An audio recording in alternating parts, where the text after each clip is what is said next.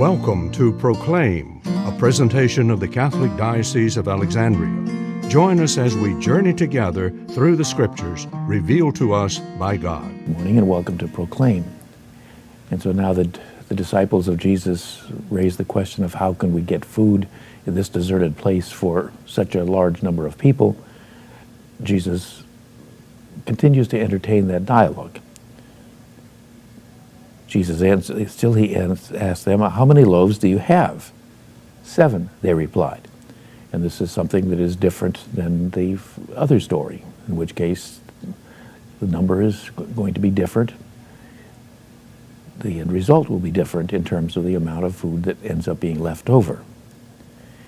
It says, he ordered the crowd to sit down on the ground. Then, taking the 7 loaves, he gave thanks, broke them, and gave them to his disciples to distribute, and they distributed them to the crowd.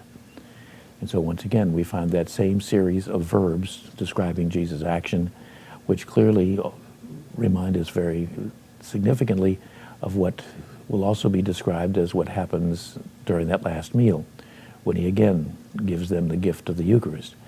And so for this story, as for its parallel, it's very clearly intended for the early church, the readers of the gospel, to draw the application, to see beyond just the feeding of a crowd, as significant and spectacular as that may be, and to realize that Jesus continues, even now many decades later, to feed the crowd, to feed the community, those who are coming from close, namely the Israelite component of the church, and those who come from afar, those who were Gentiles or pagans before they became Christian.